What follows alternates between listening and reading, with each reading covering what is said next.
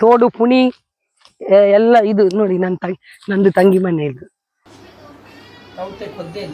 ಆಮೇಲೆ ಸೂಪರ್ ನಾಯಿದಬಿ ಕೋರಿ ಬರ್ತೇನೆ ಬಾಬು ಬನ್ನಿ. ಕೋಳಿ ಸುಕ್ಕ ಅಂತೂ ಸೂಪರ್. ಹಾಯ್ ಹಲೋ ನಮಸ್ಕಾರ ಎಲ್ಲರಿಗೂ, ಹೇಗಿದ್ದೀರಾ? ನಾನ್ ಚೆನ್ನಾಗಿದ್ದೀನಿ. ನಾನ್ ನಿಮ್ಮ ಸಂಧ್ಯಾ ಶೆಟ್ಟಿ ವೈಫ್ ಚಾನಲ್ಗೆ ನಿಮ್ಮೆಲ್ಲರಿಗೂ ಸ್ವಾಗತ. ಇವತ್ತು ನಮ್ಮ ಪೂಜೆಯದ್ದು 3ನೇ ದಿವಸ, ಅಂದ್ರೆ 3rd ಡೇ. ಇವತ್ತು ಬ್ರಹ್ಮಕಲಶ ಆಗ್ಲಿ, ದರ್ಶನ, ಆಮೇಲೆ ಪ್ರತಿಷ್ಠಾಪನೆ, ಪೂಜೆ, ಆಮೇಲೆ ತುಂಬಾ ಜನ ಬರ್ತಾರೆ ಪೂಜೆಗೆ. ಹೇಗಿರುತ್ತೆ ಪೂಜೆ, ಇಲ್ಲೆಲ್ಲ ದರ್ಶನ ಎಲ್ಲ ಯಾವ ತರ ಮಾಡ್ತಾರೆ ಅದನ್ನೆಲ್ಲ ನಾನು ನಿಮ್ಗೆ ತೋರಿಸ್ಕೊಡ್ತೀನಿ. ನೀವು ನನ್ನ ಜೊತೆ ಬನ್ನಿ.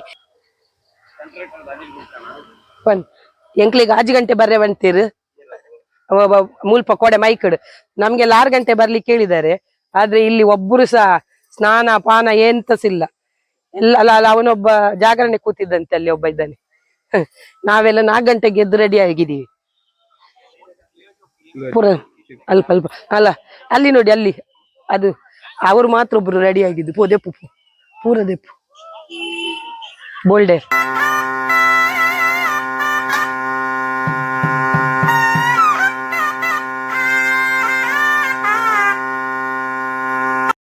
ಇಲ್ಲಿ ಇವಾಗ ನಾವು ಮಲ್ಲಿಗೆ ಹೂನೆಲ್ಲ ದೇವರಿಗೆ ಮುಟ್ಟಿ ಕೊಡ್ತಾ ಇದ್ದೀವಿ. ಪೂಜೆಗೆಲ್ಲ ಅಲಂಕಾರಕ್ಕೆ ಬೇಕು ಅಂದ್ರು, ಹಾಗಾಗಿ ಅಲ್ಲಿ ಪೂಜೆಗೆ ಕೊಟ್ಬಿಟ್ಟು ಇಲ್ಲಿ ನಾವು ನೋಡ್ಬೋದು. ಇವಾಗ ಎಲ್ಲರೂ ತಿಂಡಿಗೆ ರೆಡಿ ಆಗ್ತಾ ಇದೆ.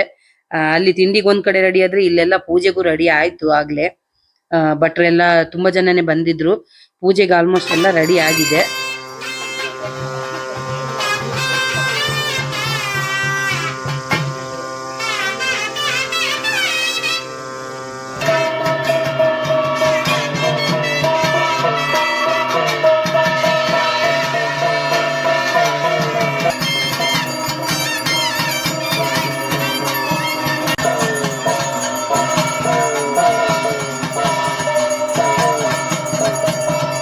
ಈಗ ಇಲ್ಲಿ ಬನಶಂಕರಮ್ಮ ಹಾಗೂ ದೈವದೇವರುಗಳನ್ನ ಅವರವರ ಗುಡಿಗಳಿಗೆ ಒಳಗಡೆ ಸ್ಥಾಪನೆ ಮಾಡಿ ಅಲ್ಲಿ ದೇವರಿಗೆ ಅಭಿಷೇಕ ನಡೆಯುತ್ತೆ. ಎಲ್ಲ ದೇವರುಗಳು ಒಂದೇ ಕಾಲದಲ್ಲಿ, ಈಗ ಬನಶಂಕರಮ್ಮನಿಗೆ ಇಲ್ಲಿ ಅಭಿಷೇಕ ಮಾಡಿದ್ರೆ ಇಲ್ಲಿ ದೈವದೇವರುಗಳನ್ನು ಅದೇ ಕಾಲದಲ್ಲಿ ಅಭಿಷೇಕ ಮಾಡಿದ್ರು. ಅದು ನನಗೆ ತುಂಬಾನೇ ವಿಚಿತ್ರ ಖುಷಿ ಅನ್ನಿಸ್ತು.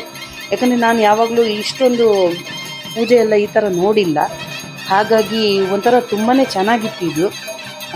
ಎಲ್ಲ ಒಂದೇ ಟೈಮಲ್ಲಿ ಅಭಿಷೇಕಗಳೆಲ್ಲ ಆಗಲಿ, ಪೂಜೆಗಳಾಗಲಿ ಪ್ರತಿಯೊಂದೂ ನಡೀತಾ ಇತ್ತು. ಎಲ್ಲರಿಗೂ ಅದು ಹೇಳೋದಲ್ವಾ, ಇದೆಲ್ಲ ಒಂಥರ ಭಾಗ್ಯನೇ ಅನ್ಸುತ್ತೆ ನೋಡೋದು. ನಮಗೆಲ್ಲ ತುಂಬಾ ಖುಷಿಯಾಗಿತ್ತು.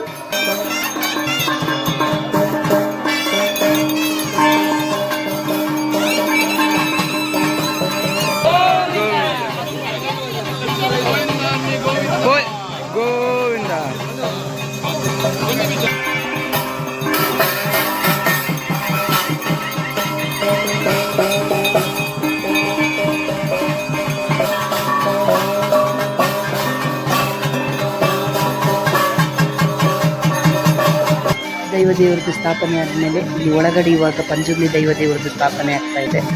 ಹಾಗೆ ಅಲ್ಲೆಲ್ಲ ಪೂಜೆಗಳೆಲ್ಲ ನಡೀತಾ ಇದೆ ಒಳಗಡೆ.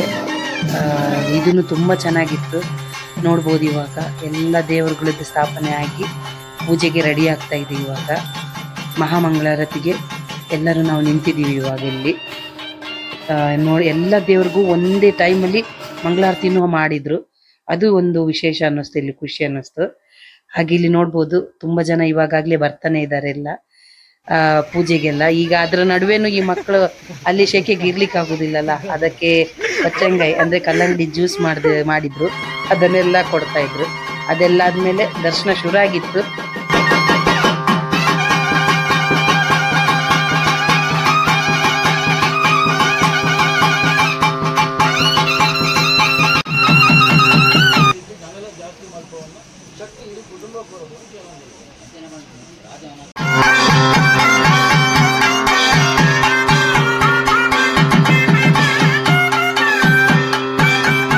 ದರ್ಶನ ಟೈಮ್ಗೆ ತುಂಬ ಜನ ಬಂದಿದ್ರು. ಕೊನೆ ಒಂದು 400ರಿಂದ 500 ಜನ ಸೇರಿದ್ರು. ಅದೆಲ್ಲ ಪೂಜೆ ಎಲ್ಲ ಮಹಾಮಂಗಳಾರತಿ ಆದ್ಮೇಲೆ ಇಲ್ಲಿ ಊಟಕ್ಕೆ ವ್ಯವಸ್ಥೆ ಮಾಡಿದ್ರು. ಎಲ್ಲರೂ ಊಟ ಮಾಡಿಕೊಂಡು ದೇವ್ರ ಪ್ರಸಾದನ ಸೇವಿಸ್ಕೊಂಡು ಎಲ್ಲರೂ ಅವರವ್ರ ಮನೆಗೆ ಹೋದ್ರು. ಇಲ್ಲಿ ನಾವೆಲ್ಲ ಮನೆಯವರು ಕೊನೆಗೆಲ್ಲ ಊಟ ಮಾಡಿದ್ವಿ. ಗೊತ್ತಲ್ಲ ನಿಮಗೆ, ಊರಿಗೆ ಹೋದ್ರೆ ಹೋಳಿಗೆ, ನಮ್ಮದು ಹೋಳಿಗೆ ಪಾಯಸ ಮೇಯ್ನ್ ಅದೇ. ನೋಡ್ಬೋದು ಯಾವ ಥರ ಎಲ್ಲ ಪೂಜೆ ಪುನಸ್ಕಾರಗಳು, ವಿಧಿವಿಧಾನಗಳು ಎಷ್ಟು ಚೆನ್ನಾಗಿ ಮಾಡಿದ್ರಂತ ತುಂಬಾ ಖುಷಿ ಆಯ್ತು.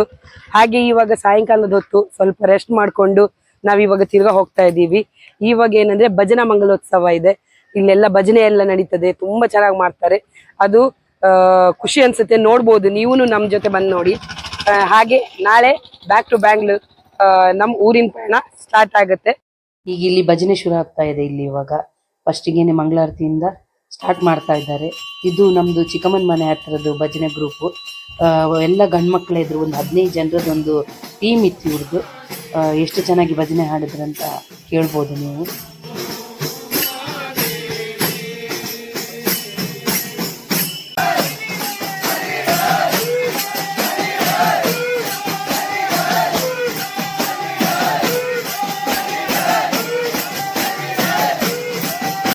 ಅದಲ್ಲದೆ ಇನ್ನೊಂದು ಗ್ರೂಪ್ ಇತ್ತು, ಅವರಂತೂ ತುಂಬಾನೇ ಚೆನ್ನಾಗಿ ಆಡ್ತಾರೆ. ಯಾವ್ದಂದ್ರೆ ನಮ್ದು ತಾಯಿ ಮನೆ ಹತ್ರದ ಗ್ರೂಪ್ ಅದು.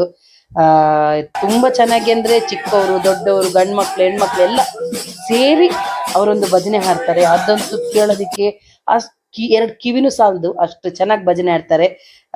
ಅಂತೂ ಎಷ್ಟು ಖುಷಿ ಆಗುತ್ತೆ ಅಂದ್ರೆ, ಈಗಿನ ಕಾಲದಲ್ಲೂ ಎಲ್ಲರೂ ಗಂಡು ಮಕ್ಕಳಾಗ್ಲಿ ಚಿಕ್ಕ ಮಕ್ಕಳೆಲ್ಲ ಈ ಭಜನೆ ಅನ್ನೋದು ಒಂದು ಇದರಲ್ಲಿ ಇನ್ವಾಲ್ವ್ ಆಗಿ ಇಷ್ಟೆಲ್ಲ ಚೆನ್ನಾಗಿ ಭಜನೆ ಹಾಡ್ತಾರಲ್ವ. ನಮ್ಮ ಊರಲ್ಲಿ ಇನ್ನೂ ಈ ತರ ಪದ್ಧತಿಗಳು ಇದೆಯಲ್ಲ ಅನ್ನೋದು ತುಂಬಾನೇ ಖುಷಿ.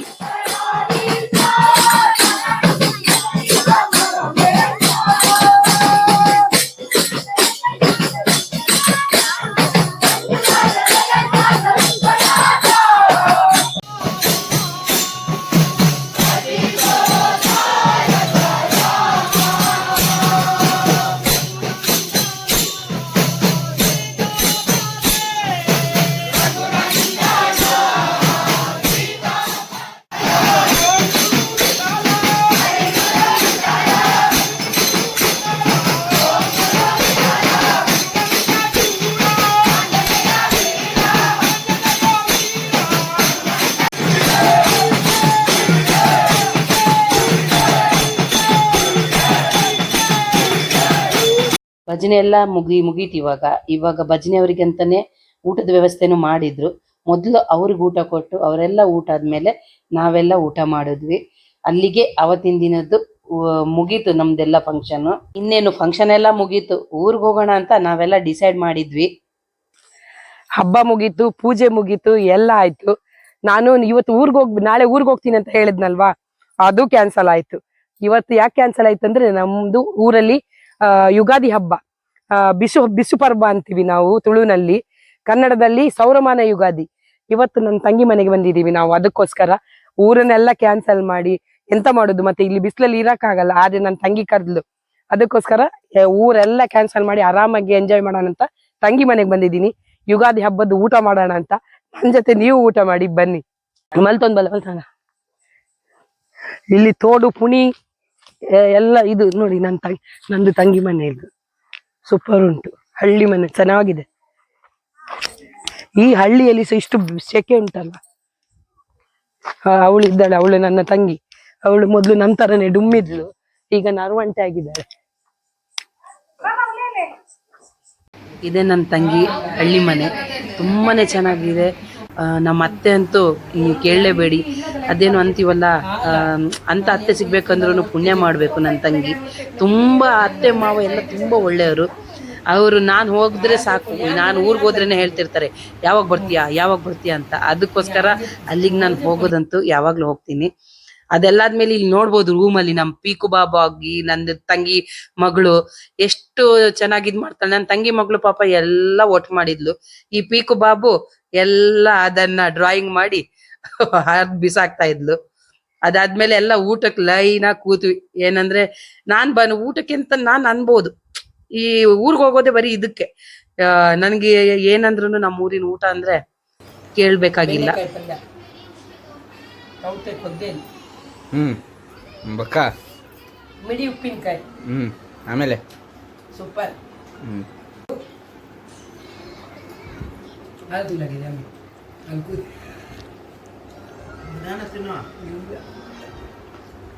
ಊಟ ಆದ್ಮೇಲೆ ಹೊರಗಡೆ ಕೂತಿದ್ವಿ. ನಮ್ ಪೀಕು ಬಾಬು ಬಿಡ್ತಾಳ, ಅವಳ ಅಕ್ಕಂದು ಏನೆಲ್ಲ ಆಟ ಸಾಮಾನ್ ಇದೆಯೋ ಎಲ್ಲ ಹೊರಗಡೆ ತಗೊಂಡು ಅದನ್ನೆಲ್ಲ ಒಂದ್ ಕಡೆ ಹಂಗೆ ಬಿಸಾಕ್ತಿದ್ಲು.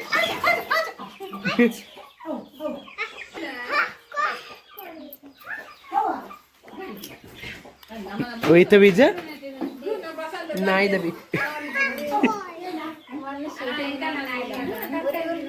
ನಮ್ ತಂಗಿ ಮನೆಯಲ್ಲಿ ನಾಯಿ, ಕೋಳಿ, ಬೆಕ್ಕು, ಹಸು ಎಲ್ಲಾನು ಇತ್ತು. ಯಾಕಂದ್ರೆ ನಮ್ಮ ಅತ್ತೆಗೆ ಅದೆಲ್ಲ ತುಂಬಾನೇ ಬೇಕು, ಖುಷಿ. ಹಾಗಾಗಿ ನಮ್ ಪೀಕು ಬಾಬಿಗೆ ಅದು ಕೋಳಿ ಓಡ್ಸೋದೆ ಒಂದು ರಾಗ ಆಗಿತ್ತು. ಕೋಳಿ ಅಂತೇಳಿ ನಮಗೂ ಮಸ್ತ್ ಮಜಾ ಆಗಿತ್ತು, ನಾವು ಎಂಜಾಯ್ ಮಾಡಿದ್ವಿ.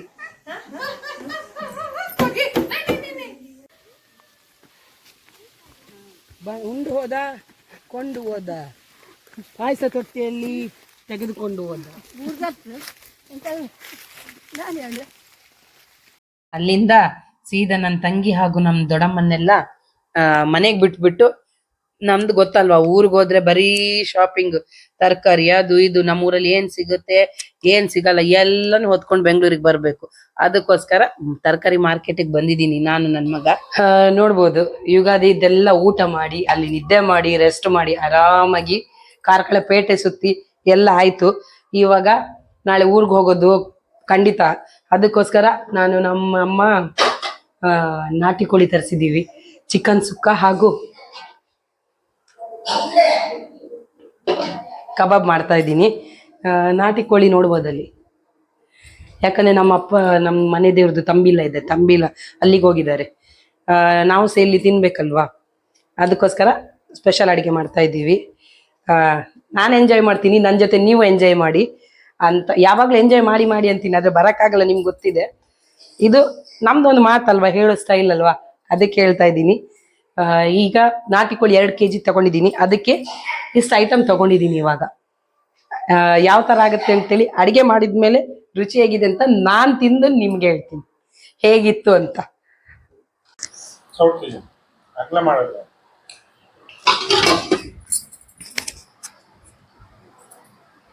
ತುಂಬಾ ಚೆನ್ನಾಗಿದೆ. ಕೋಳಿ ಸುಕ್ಕ ಅಂತೂ ಸೂಪರ್. ಕಬಾಬ್ಗಿಂತ ನಾಟಿ ಕೋಳಿ ಸುಕ್ಕ ಅದು ಊರಿನ ಸ್ಟೈಲಲ್ಲಿ ಮಾಡಿದ್ದು ಸಖತ್ತಾಗಿ ಬಂದಿದೆ. ಟೇಸ್ಟ್ ಅಂತೂ ಅಲ್ಟಿಮೇಟ್ ಆಗಿ ಬಂದಿದೆ. ಇದರ ರೆಸಿಪಿ ಇನ್ನೊಂದ್ಸಲ ನಿಮಗೆ ನಾನು ಮಾಡಿ ನಿಮಗೆ ಶೇರ್ ಮಾಡ್ತೀನಿ ಖಂಡಿತವಾಗ್ಲೂ. ಹೇಗಿದೆ ಅಂತೇಳಿ ನೀವೇ ಕಮೆಂಟ್ ಮೂಲಕ ತಿಳಿಸ್ಬೇಕು. ಸಖತ್ತಾಗಿ ಬಂದಿದೆ ಮಾತ್ರ. ಯಾವ ಕುಕ್ಕರು ಬೇಡ, ಏನು ಬೇಡ, ಬರೀ ಬಾಣಲೆಯಲ್ಲೇ ನಾನು ಫ್ರೈ ಮಾಡಿ ಎಲ್ಲ ಮಾಡಿರೋದು. ಸಖತ್ತಾಗಿದೆ, ತುಂಬ ಚೆನ್ನಾಗಿದೆ. ನಮ್ಮ ಈ ಊರಿಂದು ವ್ಲಾಗ್ ನಿಮ್ಗೆಲ್ಲರಿಗೂ ಇಷ್ಟ ಆಯ್ತು ಅಂತ ನಾನು ಅಂದ್ಕೊಂಡಿದ್ದೀನಿ. ಇಷ್ಟ ಆಗಿರಲೇಬೇಕು ಖಂಡಿತವಾಗ್ಲು, ಯಾಕಂದರೆ ನಮ್ಮ ಊರೇ ಅಂಥದ್ದು. ಹಾಗಾಗಿ ನಾನು ಈ ವಿಡಿಯೋ ನಿಮ್ಗೆ ಇಷ್ಟ ಆಯಿತು ಅಂದರೆ ಖಂಡಿತವಾಗ್ಲೂ ಲೈಕ್, ಶೇರ್, ಸಬ್ಸ್ಕ್ರೈಬ್ ಮಾಡೋದು ಮಾತ್ರ ಮರಿಬೇಡಿ. ಹಾಗೆ ಹೇಗಿತ್ತು ಅನ್ನೋದನ್ನು ಕಮೆಂಟ್ ಮೂಲಕ ತಿಳಿಸಿ. ಇನ್ನೂ ಜಾಸ್ತಿ ಸಬ್ಸ್ಕ್ರೈಬರ್ ಬರಬೇಕು ಅಂತ ಕೇಳ್ಕೊತೀನಿ. ಹೋಗಿ ಬರಲಾ, ಬಾಯ್.